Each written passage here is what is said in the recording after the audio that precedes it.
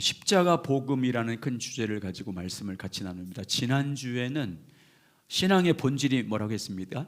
신앙의 본질, 하나님과의 친밀한 교제라고 했습니다. 하나님은 여러분과 제가 주님과 친밀하게 교제하길 원하십니다.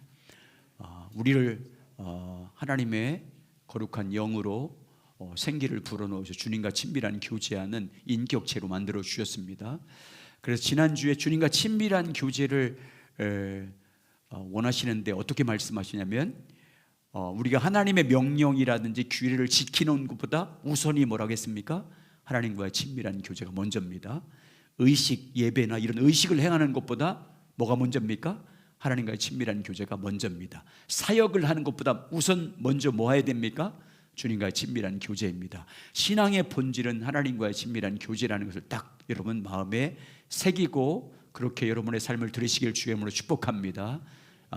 그런데 이 신앙의 본질이 주님과 친밀한 교제임과 동시에 또 신앙의 본질은 뭐냐면 따라서 하죠. 하나님이 행하신 일을 보고 그 일에 내 삶을 드리는 것입니다.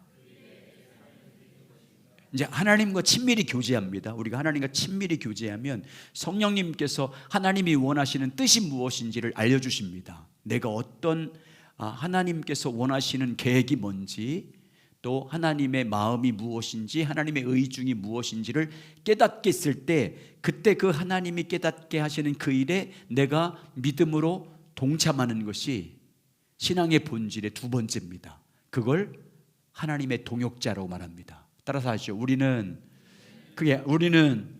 하나님의 동역자입니다. 아멘. 하나님의 일하심을 보고 그 일에 동참하는 하나님의 동역자예요. 그러니까 신앙의 본질은 주님과 친밀히 교제합니다. 교제하면 하나님께서 행하신 일이 무엇인지 우리에게 성령님께서 가르쳐 주시는데 그때 그 하나님이 가르쳐 준 그 뜻에 내 삶을 드리며 동참하는 것이 동역자의 삶입니다. 이게 신앙의 본질이에요. 자, 그래서 오늘은 하나님이 사람을 만드신 목적은 하나님의 동역자로 만들었다는 것을 같이 나누겠습니다.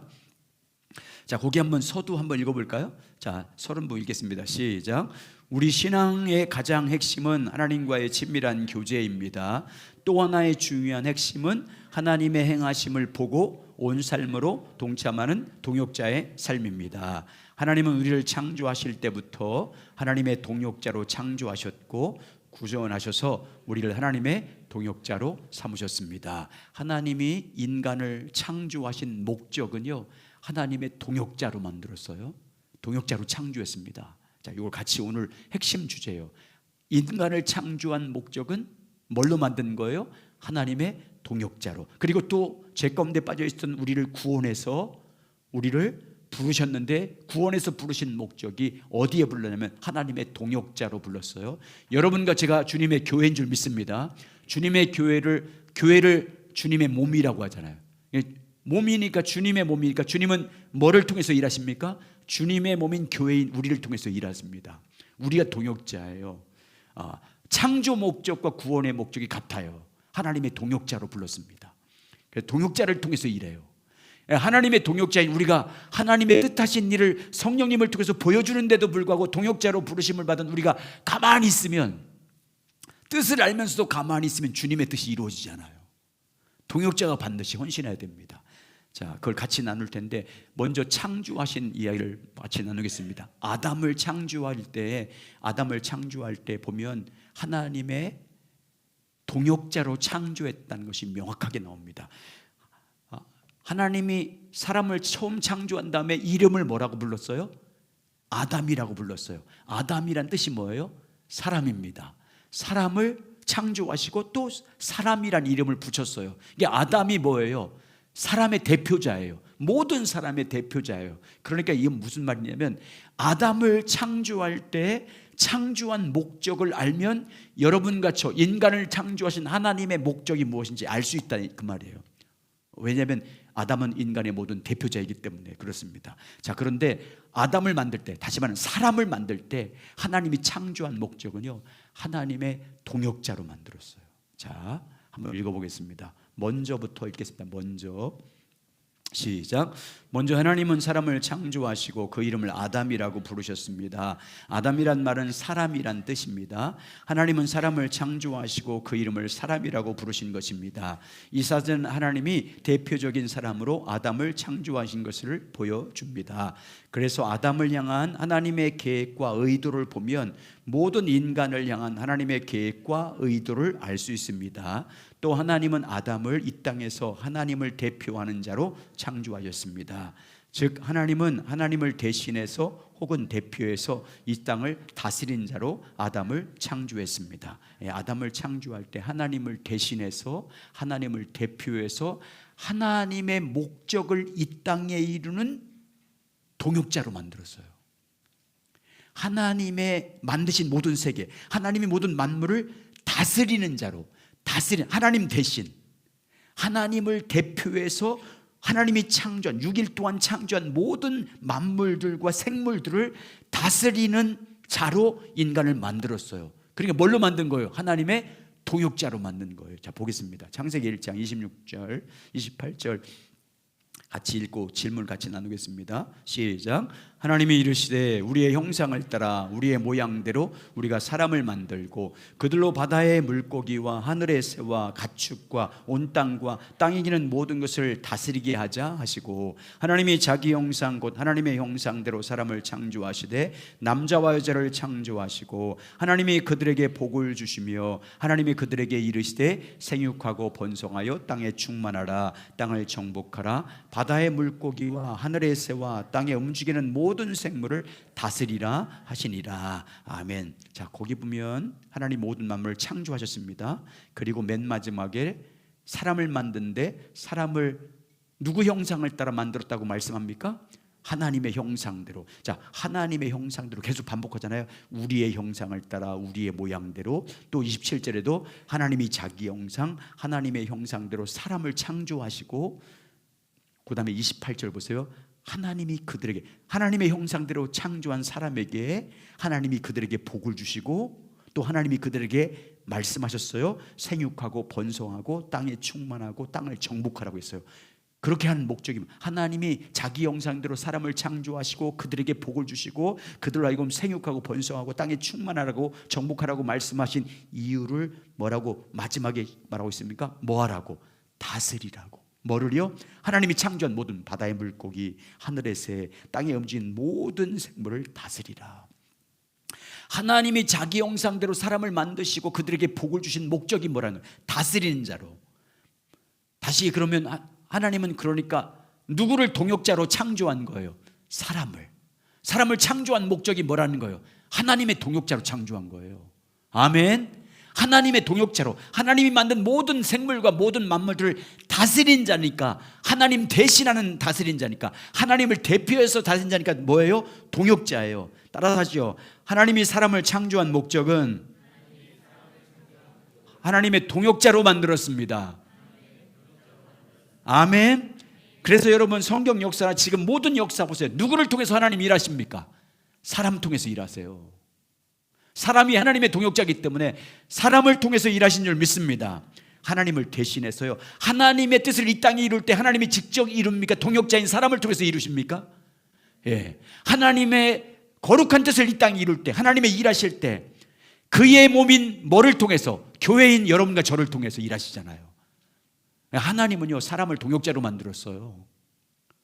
여러분, 그 영광스러운 사역에 우리를 동참시킨 줄 믿습니다. 자, 읽겠습니다. 하나님은, 시작. 하나님은 모든 천지 만물을 창조하신 후 마지막으로 하나님의 형상을 따라 사람을 창조하셨습니다.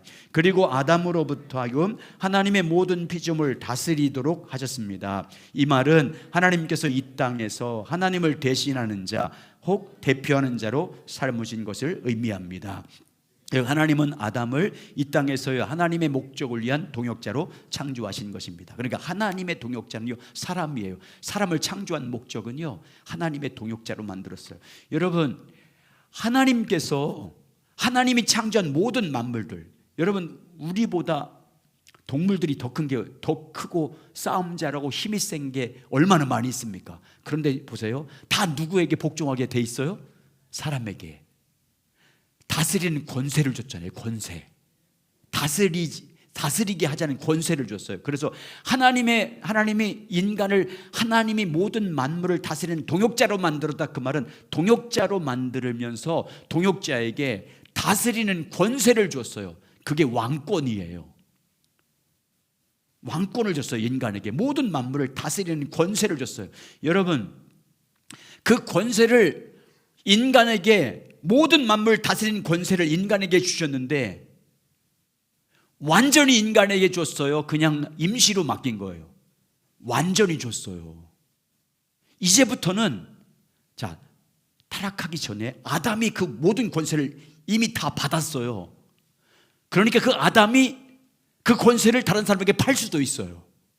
넘길 수도 있어요. 하나님이 주는 게 아니에요. 모든 만물을 다스리는 권세를. 왜? 인간에게 다 줬기 때문에. 인간에게 줬어요. 다스리는 권세를.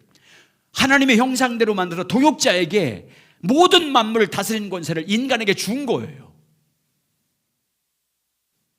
이제 그 권세, 다스리는 권세는요, 최종적으로 인간에게 줬기 때문에 하나님이 다른 사람에게 넘길 수 없어요. 인간이 넘기게 돼 있어요. 그래서 사단이 인간을 노린 거예요. 그 권세 뺏으려고. 그게 빼앗기잖아요.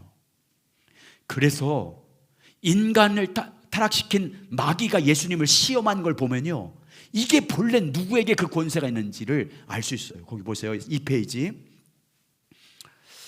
자, 그러니까 이걸 알면요, 아, 하나님이 사람을 창조하신 목적이 하나님의 동역자로 창조했다. 하나님이 사람을 통해서 일하기로 작정하셨구나 라는 것을 알 수 있어요. 자, 거기에 보면 2페이지면 누가복음 4장 5절과 7절이 있습니다.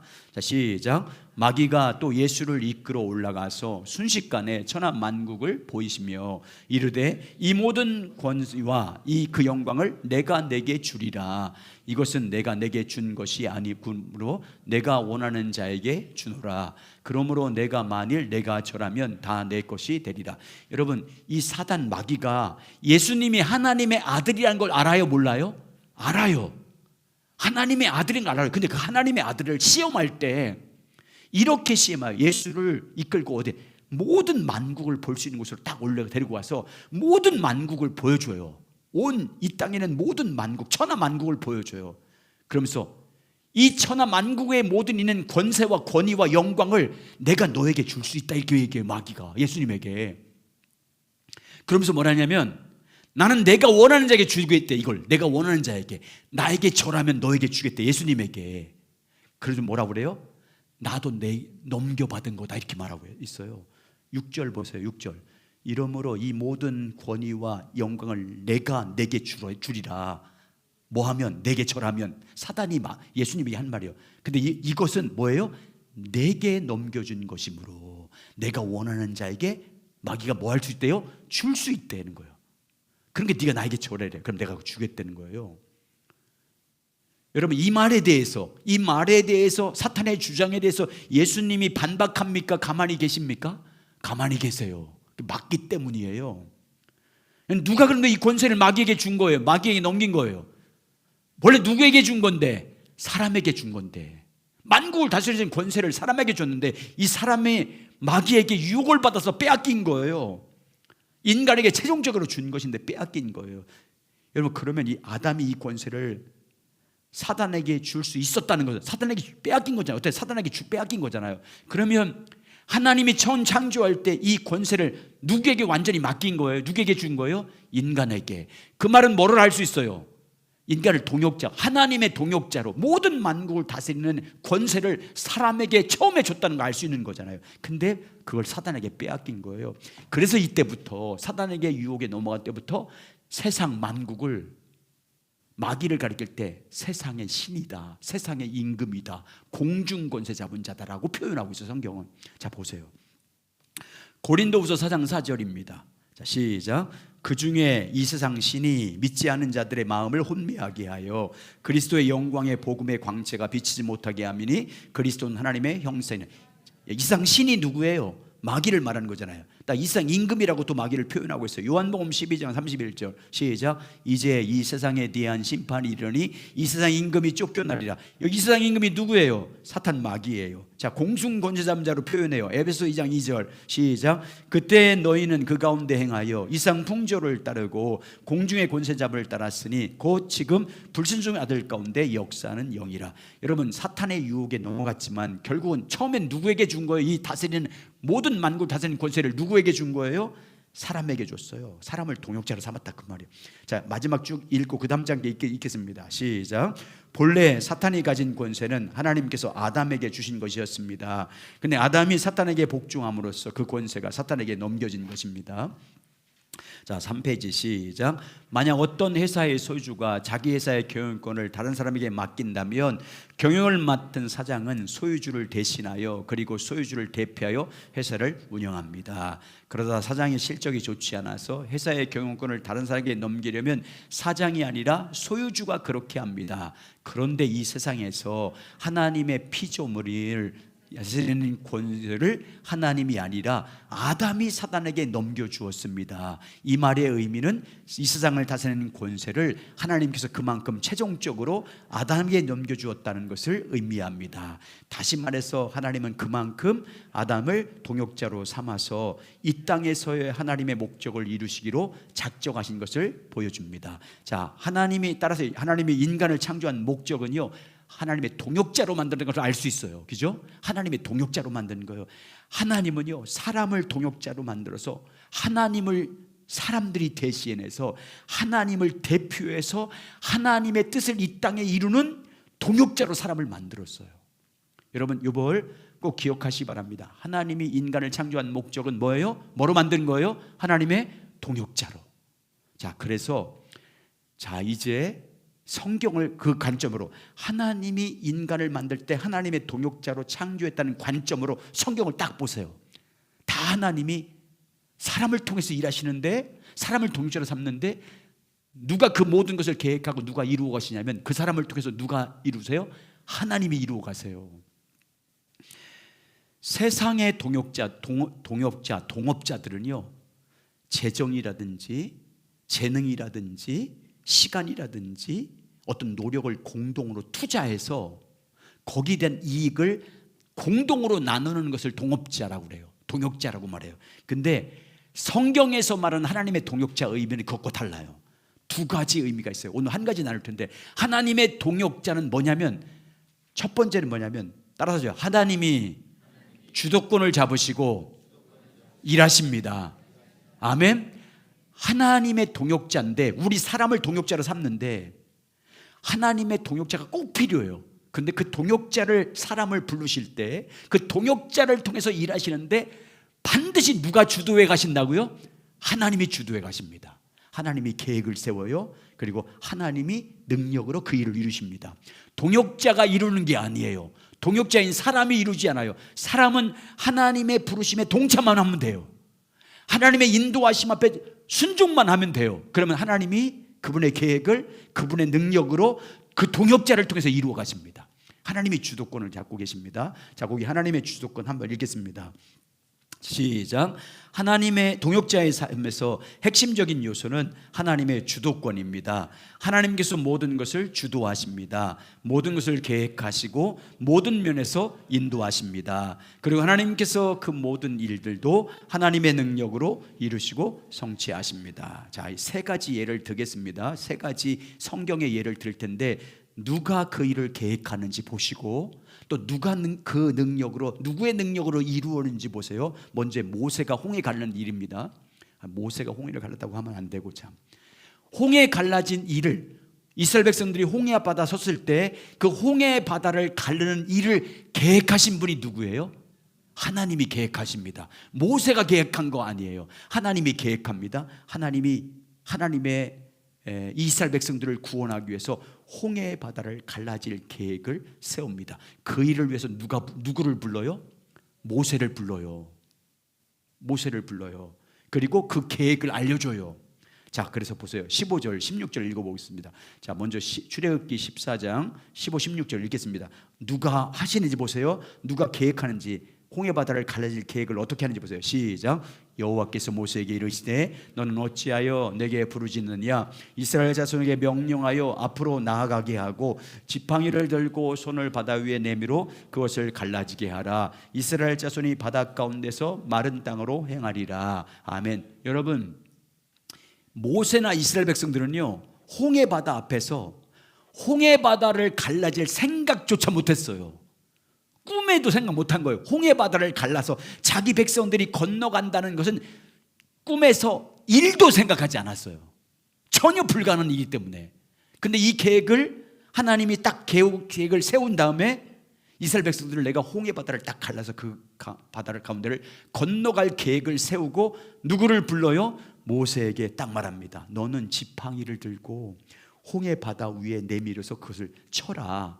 그러면 갈라지게 된다. 그러면 네 백성들이 다 지나갈 거고 나중에 쫓아왔던 애굽의 마병과 군대도 들어왔다가 다 물에 다 덮여서 죽게 될 것이다 라고 말해요. 누가 계획을 세운 거예요? 하나님이 계획 세십니다. 모세가 하나님의 계획에 어떻게 해요? 순종해요. 모세가 한 일은요, 하나님의 동역자가 하는 일은, 하나님의 동역자인 여러분과 제가 하는 일은 하나님의 계획을 가르쳐주면 거기에 동참하는 게 중요해요. 그럼 누가 해요? 하나님의 능력으로 행하세요. 야, 보세요. 마지막 21절. 자, 모세가 어떻게 해요? 바다 위에 손을 내밀어. 뭐 한 거예요 지금?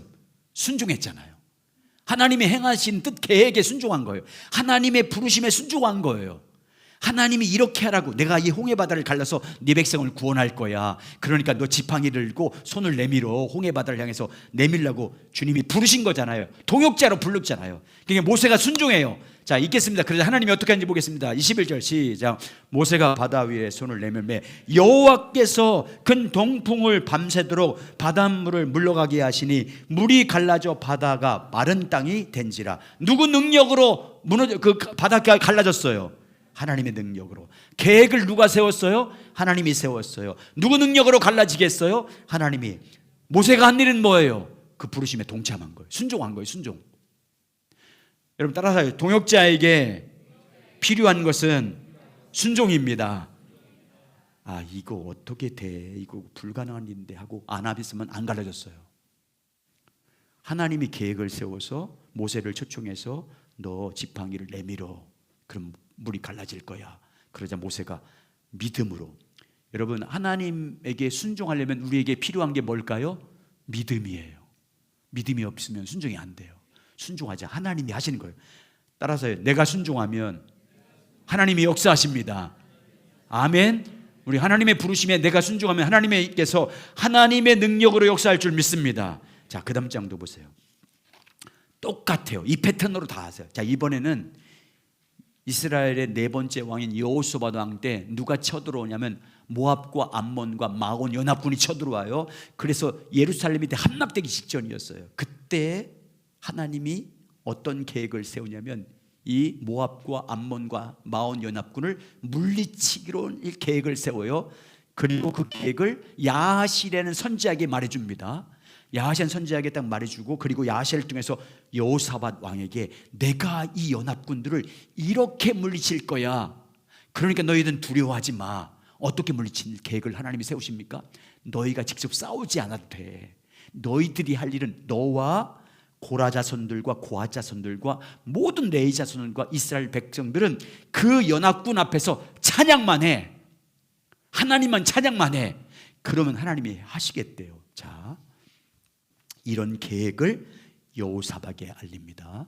자, 16절부터 19절까지. 자, 있습니다. 시작. 내일 너희가 그들에게 내려가라. 그들이 시스 고개를 올라올 때 너희가 골짜기 어기 여루엘들 앞에서 그들을 만나려니와 이 전쟁에는 너희가 싸울 것이 없나니 대열을 이루고 서서 너희와 함께한 여호와가 구원하는 것을 보라. 유대와 예루살렘아, 너희는 두려워하지 말며 놀라지 말고 내일 그들을 맞아 나가라. 여호와가 너희 앞에 하리라 하셨느니라 하매 여호사밧이 몸을 굽혀 얼굴을 땅에 대니 온 유다와 예루살렘 주민들도 여호와 앞에 엎드려 여호와께 경배하고 고아 자손과 고라 자손에게 속한 레위 사람들은 심히 서서 심히 큰 소리로 이스라엘 하나님 여호와를 찬송하리라. 아멘. 자, 여러분 17절 하반절에 이렇게 여호와가 너희와 함께하리라 하셨느니라. 계획을 모압과 암몬과 마온 연합군을 물리칠 계획을 누가 세운 거예요? 하나님이 세웠잖아요. 그걸 누구에게 알려요? 여호사밧 왕에게 알려요. 그러자 여러분, 그 백성들이 여호수아가 하나님의 계획하심과 부르심에 뭐예요? 순종해요. 22절 순종해서 뭐예요? 19절에서 뭐 하라고 했어요? 그들 앞에 서서 큰 소리로 이스라엘 하나님 여호와를 찬송하라고 했잖아요. 그러니까 이스라엘 백성들이 그 말에 순종해서 22절 보세요. 그 노래와 찬송이 시작할 때 뭐 한 거예요? 이스라엘 여호사밧과 이스라엘 모든 백성들이 뭐 한 거예요? 하나님의 부르신 계획에 순종했어요. 그러자 자 22절이 있습니다. 23절까지 시작. 그 노래와 찬송이 시작될 때 여호와께서 복병을 두어 유다를 치러 온 암몬 자손과 모압과 세일산 주민들을 치게 하심으로 그들이 패하였으니 곧 암몬과 모압 자손이 일어나 세일산 주민들을 쳐서 진멸하고 세일 주민들을 멸한 후에 그들이 서서 쳐 죽였더라. 누가 이 모든 것을 누가 계획했습니까? 하나님이 계획했습니다. 누구 능력으로 이걸 이루셨어요? 하나님이. 자, 하나님이 주도권을 잡고 일하시잖아요. 하나님이 주도권을 잡고 일하십니다. 하나님이 계획을 세우십니다. 그 하나님의 능력으로 이루어 가십니다. 그런데 누구를 불러요? 사람을 동역자로 불러요. 여호사밧. 동역자가 순종하니까 그때 누가 일하십니까? 하나님께서 하나님의 능력으로 그 일을 이루십니다. 여러분, 하나님의 동역자가 할 일은 하나님의 부르신 뜻에 순종하는 거예요. 아멘. 그럼 누가 일하십니까? 하나님이 일하십니다. 자, 이번엔 사울을 전도하는 일을 보세요. 사울을 전도해서 사울을 치료하는 일을 합니다. 사울이 다메섹에 있는 예수 믿는 사람들을 잡아서 옥에 가두고 예루살렘으로 끌고 오기를 다메섹코스 언덕을 내려가고 있을 때 빛으로 주님께서 나타나지 않습니까? 그래서 그 빛 앞에 쓰러져서 앞을 보지 못하게 됩니다. 그래서 어느 한 집에 앞을 보지 못하고 금식하며 있었습니다. 그때 그 눈이 멀어 있는 사울을 치료할 계획을 누가 세웁니까? 하나님이 세워요. 그 사울을 치료할 계획을 세워서 그 사울을 통해서 열방을 구원할 계획을 하나님이 세우십니다. 그리고 그 계획을 이루기 위해서 누구를 동역자로 부릅니까? 아나니아. 다메섹에 있는 아나니아를 불러요. 그리고 그에게 계획을 보여줍니다. 말합니다. 너 아나니아에 가서 5사람 직가라는 곳에 내려가서 한 집에 묵고 있는데 앞을 보지 못하고 그러니까 네가 그를 위해서 안수기도 해줘. 그러면 내가 낫게 할 거야. 자, 10절부터 12절. 10절부터 12절 시작. 그때 다메섹에 아나니아라는 제자가 있더니 주께서 환상 중에 불러 이르시되 아나니아야 하시거늘 대답하되 주여 내가 여기 있나이다 하니 주께서 이르시되 일어나 직가라는 거리로 가서 유다의 집에서 5사람 사울이라는 사람을 찾으라. 그가 기도하는 중이니라. 그가 아나니아라는 사람에게 들어와서 자기에게 안수하여 다시 보게 하는 것을 보았느니라 하시거늘. 하나님이 계획을 세우십니다. 그리고 아나니아를 불러요. 그러니까 아나니아가 처음에는 어떻게 합니까? 사울이라는 사람이 얼마나 교회를 박해하는 사람인데 그에게 가서 기도해 줍니까? 라고 하지만 내가 그를 통해서 놀라운 일을 행할 거다. 내가 그를 나의 종으로 삼아서 나의 그를 삼아서 열방과 민족들을 구원할 거다. 세워요. 그러자 아나니아가 순종합니다. 17절 가보세요. 자, 하나님의 동역자로 부르신 아나니아가 순종하자 하나님이 역사하십니다. 시작. 아나니아가 떠나 그 집에 들어가서 그에게 안수하여 이르시되 형제 사울아 주곧 내가 오는 길에서 나타나신 예수께서 나를 보내어 너를 다시 보게 하시고 성령으로 충만하게 하신다 하니 사울의 눈에서 비늘 같은 것이 벗어져 다시 보게 된지라 일어나 세를 받고. 다시 한번 따라하죠. 하나님의 일에 우리가 순종하면 하나님이 하나님의 능력으로 일하십니다. 아멘. 하나님의 일하시는 방법은 누가 주도권을 잡고 있어요? 하나님이 주도권 잡고 있어요. 하나님이 계획을 세우십니다. 그 계획에 사람을 불러요. 반드시 사람을 동역자로 불러요. 지금 계속 살펴보세요. 성경 이런 눈으로 다 보세요. 여러분, 다 하나님은 누구를 통해서 일하십니까? 사람을 통해서 일해요. 하나님의 부르심에 순종한 사람을 통해서. 만약에 여러분 모세와 여호사밧 왕과 아나니아가 순종하지 않으면 그때 그 일은 안 이루어져요. 홍해바다 안 갈라져요. 모압과 암몬 연합군 못 이겨요. 동역자가 순종하지 않으면. 아나니아가 순종하지 않으면 사울은 못 고쳐져요. 반드시 동역자가 순종해야 돼요. 왜? 하나님은 창조할 때부터 누구를 통해서 일하시기로 작정했기 때문에, 사람을 통해서 일하기로 작정했기 때문에, 사람을 동역자로 만들었기 때문에, 오늘로 말하면 교회가 순종하지 않으면 주님 일 못해요. 교회인 여러분과 제가 주님의 부르심 앞에 순종하지 못하면 하나님 일할 수 없어요. 왜? 작정했어요. 하나님 인간을 창조할 때 사람을 통해서 일하기로 작정했어요. 그래서 교회가 응답해야 돼요. 교회가 응답해야 돼요. 교회가 주님의 몸이잖아요. 주님의 동역자. 그래야 주님이 일하세요. 우리 교회가 그 몸 되시길 주의 이름으로 축원합니다. 순종할 때 하나님이 역사하시는 거예요. 자, 이걸 이제 말로 정리했어요. 5페이지. 이거 읽으면 끝나는 거예요. 이건 그대로 정리한 거예요. 하나님의 일을 누가 계획하십니까? 하나님이 계획하십니다. 누구 능력으로 이루십니까? 하나님의 능력으로 있습니다. 거기에 반드시 누가 필요해요? 동역자가 반드시 필요해요. 여러분, 하나님 그래서 사람을 창조한 거예요. 다스리는 것을 사람에게 준 거예요. 하나님의 동역자가 여러분, 그래서 하나님의 동역자인 교회인 여러분과 제가 늘 어떤 상태에 있어야 되냐면 주님과 교제하고 있어야 돼요.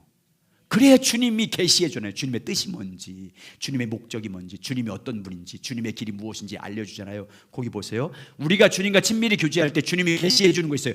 동역자들에게 보여주는 게 있어요. 동역자들이 주님과 친밀히 교제하면 주님이 보여주는 게 있어요. 첫 번째 뭘 보여줘요? 자신이 누구인지 보여주십니다. 하나님 자신이. 다시 말해 하나님의 성품을 보여주세요. 하나님이 어떤 분인지 알도록 계시해 줍니다. 하나님, 이건 다음 주에 또 나눌 거예요.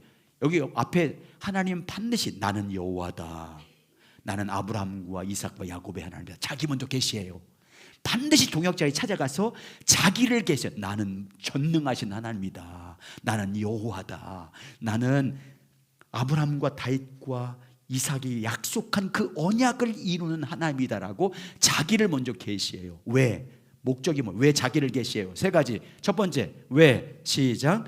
하나님과 친밀한 교제에 이끌기 위해서. 두 번째, 시작. 하나님을 믿음으로 신뢰하도록. 세 번째, 하나님을 더욱 사랑하도록. 여러분 따라하죠. 하나님을 알아야 하나님을 더 신뢰합니다. 하나님을 알아야 하나님을 더 사랑합니다. 예, 하나님을 먼저 계시하는, 하나님을 자기가 누구인지 계시해야 그 계시를 받은 사람이 하나님을 믿잖아요. 아, 저분 우리 하나님 이런 분이야. 하나님을 알아야 하나님에 대한 믿음이 생겨요. 하나님을 알아야 하나님을 더 사랑하게 돼 있어요. 그래서 하나님은 반드시 먼저 그 하나님을 신뢰하고 따라올 수 있도록, 하나님을 사랑할 수 있도록 자기를 먼저 계시하세요. 여러분과 제가 예수님을 믿잖아요. 예수님을 믿을 때 여러분 무턱대고 믿었어요? 예수님이 어떤 분인지 알고 믿었어요? 그렇게 어려운가요? 그 다음에 예수님이 누군지 알지 못하면 못 믿어요. 여러분이 예수님을 믿은 것은 예수님이 십자가에서 죽기까지 나를 사랑하신 분이라는 걸 알았기 때문에 믿는 거잖아요. 하나님이 어떤 분인지를 성령님이 먼저 깨닫게 하시는 거예요. 그래서 주님과 교제하고 있으면 하나님을 알게 하세요. 그분의 성품이 뭔지. 그럼 내가 그분을 알게 되면 그분을 신뢰하게 돼요. 여러분 그렇잖아요. 사람과의 관계도 내가 이 사람이 어떤 사람이라는 걸, 이 사람의 성품이, 이 사람의 속성이, 이 사람의 본질이 어떤 분이라는 걸 알아야 신뢰하게 되고 사랑하게 되잖아요. 좋은 면에서. 근데 이 사람이 어떤 사람인지 몰라보세요. 신뢰가 안 생겨요. 사랑할 수 없어요. 교제가 안 돼요. 어떻게 모르는 사람과 교제가 돼요? 이 사람이 어떤 사람인지 알아야 친밀하게 교제하게 되고, 이 사람을 더 알면 알수록 신뢰하게 되고, 이 사람을 알면 알수록 더 사랑하게 되는 것처럼 하나님도 마찬가지예요. 여러분 그래서 하나님 알기를 사모하시기 바랍니다. 특별히 하나님을 안다는 것은 하나님의 성품을 아는 거예요. 십자가에 나타난 그분의 사랑을 아는 것입니다. 그래서 더 하나님을 신뢰하고 사랑하실 주의 이름을 축복합니다. 동역자가 주님과 친밀하면 두 번째, 하나님의 목적을 계시해 줍니다. 하나님의 목적은 하나님의 계획이에요. 하나님의 뜻입니다. 하나님의 의중이에요. 하나님이 뭘 하고 싶은 일이에요. 그걸 계시해 줘요. 왜? 하나님의 목적을 계시해주는 자기 동역자들에게 계시하신 목적이 뭡니까? 거기 뭐예요? 시작. 그 일에 동참하라고. 따라서 하죠. 하나님이 자기의 뜻을 나에게 알게 하시는 것은 동역자로 부르시는 것입니다. 그 일에 동참하라고 부르는 거라고요. 하나님의 뜻을 깨닫게 했잖아요. 하나님이 어떤 일에 예를 들어 이제 만약에 여러분 보세요. 자, 예를 들어 우리 교회가 이제 앞으로 광고 10월 24일 날 이웃 사랑 나눔 바자회로 이름을 적었어요. 오늘 적었어요. 이웃 사랑 나눔 바자회예요. 그 바자회를 딱 하나님께서 계획을 세우고 이제 교회에서 막 하는데 여러분에게 기도하는데 하나님께서 감동을 줘요. 이 바자회에 내가 무엇을 기증하고 싶은 마음을 줘요. 그 일을 통해서 그러면 여러분 어떤 마음을 주면 왜 그런 마음을 주는 거예요? 거기에 동참하라고. 하나님의 계획을 보여준 데는요, 그 일에 부르시는 거예요. 부르시는 거예요. 그 부르심에 순종하시길 주의 이름으로 축원합니다. 동역자를 초청하는 거예요. 동역자로, 하나님의 동역자로. 여러분 최고의 영광은 주님의 동역자로 쓰임 받는 거예요. 아멘. 하나님 앞에 최고의 여러분 영광은 주님의 동역자로 쓰임 받는 거예요. 그러니까 주님이 나에게 많이 감동 주기를 원하셔야 돼. 어떤 사람은 나 감동 줄까 봐서 기도 안 한대. 감동 줄까 봐도 기도 안 한대. 감동 주면 해야 되니까. 여러분 하나님의 동역자로 감동받아 동역자로 동참하는 게 최고의 영광이에요. 천사도 흠모하는 영광이라고 하잖아요. 계시록에서. 세 번째, 하나님의 목적을 이루는 방법과 길을 계시합니다. 왜? 순종하라고. 그 길 가라고. 자, 이걸 이제 하나님과 친밀한 동역자들에게 주님이 하시니 성령님이 하시는 거예요. 자, 읽으면서 정리하겠습니다. 첫 번째 단 읽겠습니다. 시작. 하나님은 우리에게 하나님의 목적을 계시하십니다. 그것은 우리로 하여금 그 목적에 동참하라는 하나님의 초청입니다. 하나님께서 주도권을 잡으시고 하나님의 목적을 이루어 가시되 우리를 동역자로 삼으셨기 때문에 우리로 그 일에 동참하도록 하나님의 목적을 우리에게 계시하는 것입니다. 여러분 아까 모세도 살펴봤고 홍해바다 앞에서 또 여호사밧도 살펴봤고 아나도 살펴봤고 하나님이 그들에게 이런 일을 하라고 홍해바다 앞에서 그들 다 하나님의 뜻을 보여주잖아요. 모세에게 보여주고 여호사밧에게 보여주고 아나니에게 보여주잖아요. 하나님이 할 목적을. 그 말은 네가 하라는 거잖아요. 여러분 하나님의 음성을 듣는다든지 하나님의 뜻을 우리에게 가르쳐주는 첫 번째 이유는요, 네가 그 일을 해야 된다 그 말이에요. 네가 그 일을 하기 원한다 그런 뜻이에요. 내가 너를 통해서 그 일을 이루기를 원하신다. 여러분 그렇게 알고 그 일에 동참하는 여러분 되시길 주의 이름으로 축원합니다. 그런데 여러분 보세요. 자, 하나님이 여러분에게 어떤 일 하기를 어떤 뜻을 가르쳐 줬어요. 근데 여러분이 동참하지 않아, 순종하지 않아. 그럼 하나님은 그 일을 못 하세요.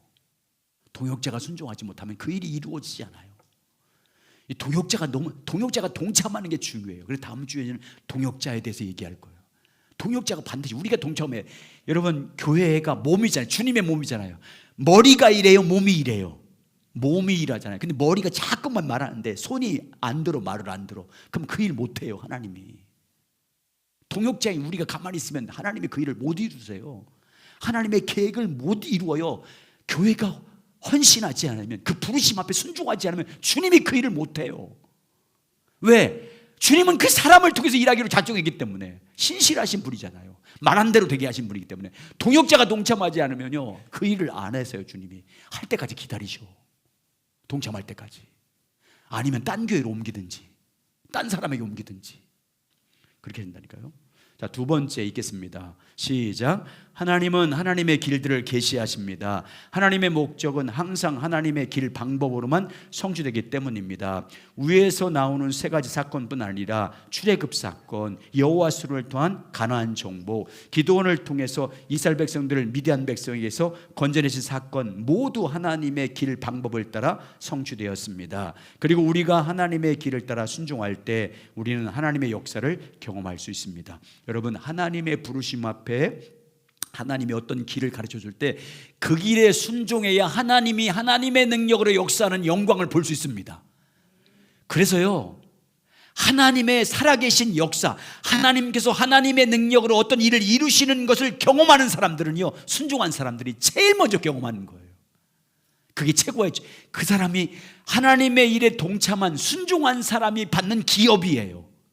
그 능력을 경험할 수 있어요. 살아계신 하나님을 체험할 수 있다고요. 그런 사람이 오늘날 하나님께서 역사하는 것을 경험한 사람은, 순종한 사람들이 그걸 경험하는 거예요. 순종하지 못하면 못 경험해요. 그 일을, 그 살아계신 하나님을 경험하지 못해요. 하나님의 능력으로 역사하는 걸 경험하지 못해요. 여러분, 하나님을 경험하려면 순종하시길 주의 이름으로 축원합니다. 마지막으로 하나님 자신을 계시하는 것입니다. 시작. 하나님은 무엇보다 하나님 자신을 계시하십니다. 다시 말해서 하나님의 성품을 계시하십니다. 주된 목적은 우리를 하나님과의 친밀한 교제로 이끌을 위함입니다. 그리고 또 다른 목적은 우리가 하나님을 믿음으로 신뢰할 수 있도록, 하나님을 사랑할 수 있도록 하기 위함입니다. 이 땅에서 하나님의 목적은 자원과 능력으로 할 수 있는 일이 아닙니다.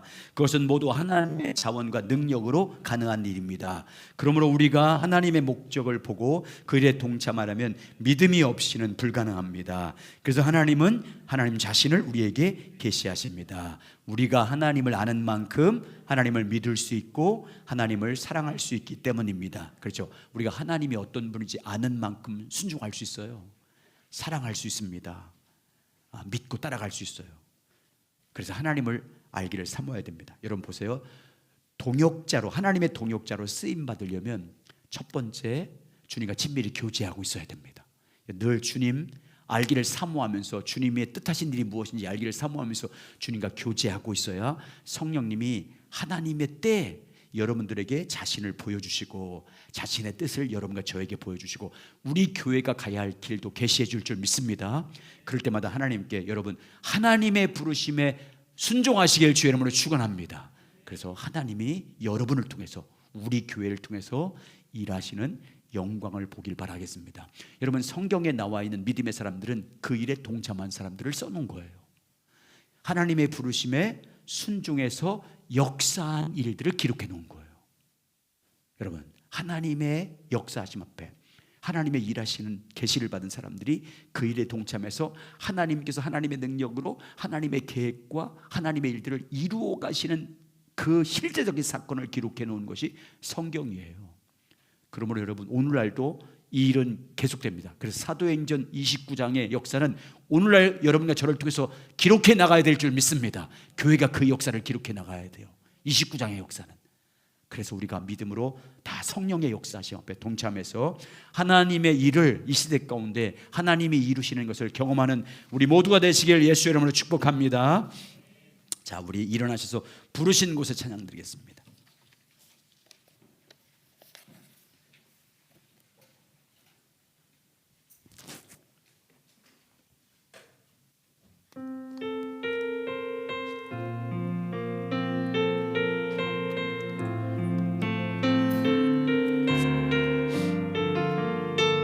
따스한 성령님, 따스한 성령님, 마음으로 보내 내 몸을 감싸며 주어지는 평안한 만족함을 느끼네. 사랑과 진리에 한 줄기 빛 보내 내 몸을 감싸며 주어지는 평안한 그 사랑을 느끼네. 부르신 곳에서 나는 예배하네. 어떤 상황에도 나는 예배하네. 부르신 곳에서 나는 예배하네. 어떤 상황에도 나는 예배하네. 따스한 성령님,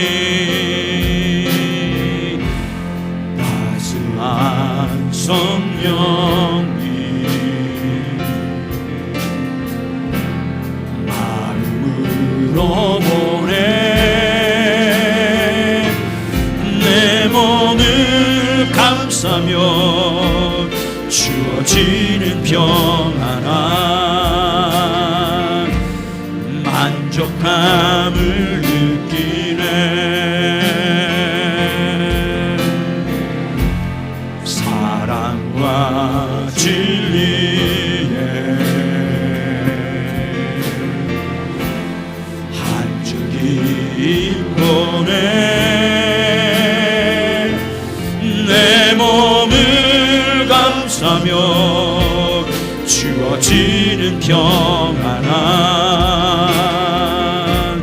그 사랑을 느끼네 부르신 곳에서 나는 예배하네 어떤 상황에도 나는 예배하네 부르신 곳에서 나는 예배하네 어떤 상황에도 나는 예배하네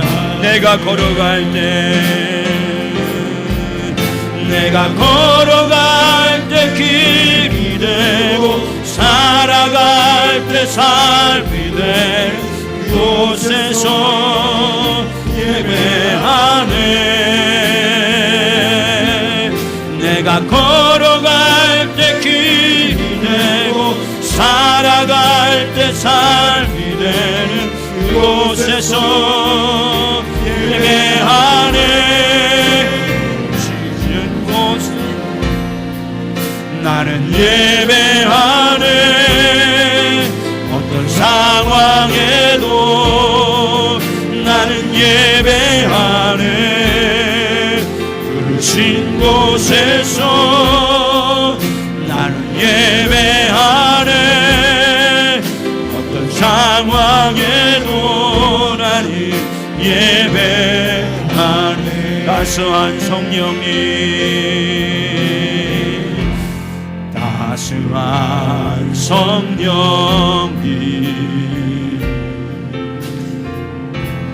마음으로 보내 내 몸을 감싸며 주어지는 평안함 끈적함을 느끼네 사랑과 진리에 한 줄기 빛 보내 내 몸을 감싸며 주어지는 평안함 그 사랑을 느끼네 부르신 곳에서 나는 예배하네 어떤 상황에도 나는 예배하네 부르신 곳에서 나는 예배하네 어떤 상황에도 나는 예배하네 내가 걸어갈 때 길이 되고 살아갈 때 삶이 되는 그곳에서 예배하네 내가 걸어갈 때 길이 되고 살아갈 때 삶이 되는 그곳에서 예배하네 부르신 곳에서 나는 예배하네 어떤 상황에도 나는 예배하네 부르신 곳에서 나는 예배하네 어떤 상황에도 나를 예배하네. 주님, 날마다 주님과 교제할 때마다 주님의 부르신 곳을 향하여 가는 동역자 되게